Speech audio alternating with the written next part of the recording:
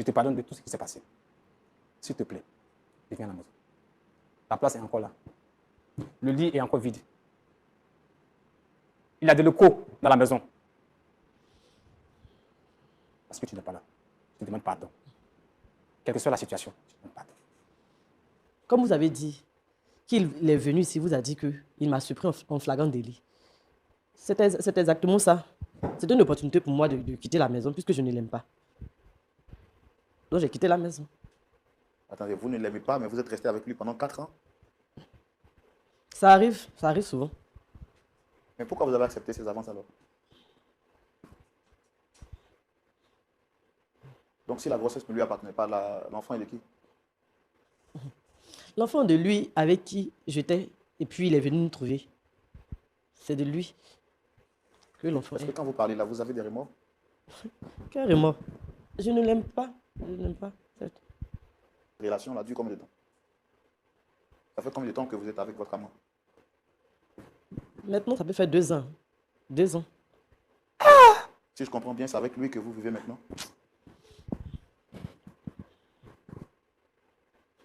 Oui, mon cher. C'est avec lui que vous êtes maintenant? Oui, c'est avec lui. Là où tu es parti, là, tu seras heureuse.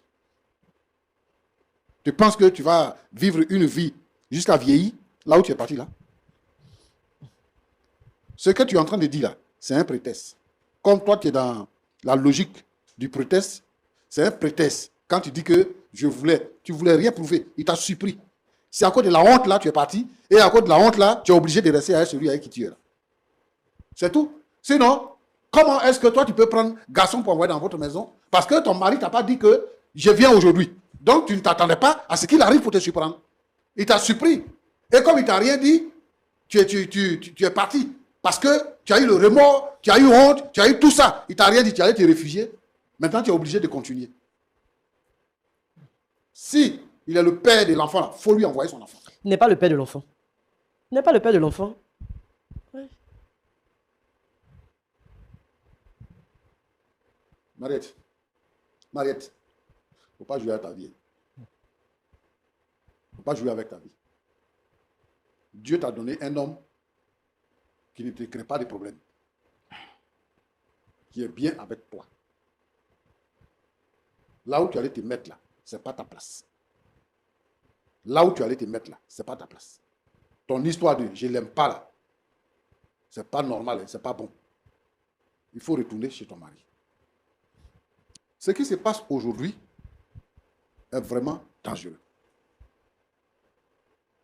Il y a des jeunes femmes qui vont dans le mariage, pas parce que forcément elles aiment celui qui veut les épouser, mais juste elles veulent être à l'abri du besoin. Donc si elle voit qu'il a un peu de moyens, bon, quand il vient là, elle regarde ça, elle dit à lui là, il peut s'occuper de moi, je peux manger à côté de lui. Et puis elle va dans ce foyer. Mais quand elle est dans le foyer et qu'elle trouve quelqu'un d'autre qui a un peu plus de moyens que là où elle est, elle continue. Donc on ne peut pas parler d'amour. Mais l'Église en souffre. Moi, je voudrais vraiment que, d'abord, les serviteurs de Dieu puissent former ceux qui doivent se marier. Leur donner une formation. Les stabiliser.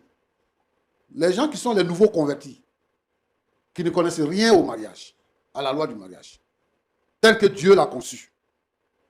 Quand ils viennent dans l'église et qu'ils se marient, on dit qu'il y a mariage dans l'église. Mais la personne qui se marie là, on n'a pas son niveau de spiritualité, son niveau de conversion. C'est pour ça que Marielle peut s'asseoir là pour dire que je ne l'aime plus. Ce n'est pas un argument. Dans les tribunaux pour divorcer. Parce qu'ils n'ont pas connu l'amour. Mais l'amour de Dieu manifesté en Jésus-Christ se renouvelle tous les matins. Tu peux faire 50 ans, 60 ans, 70 ans avec ton épouse.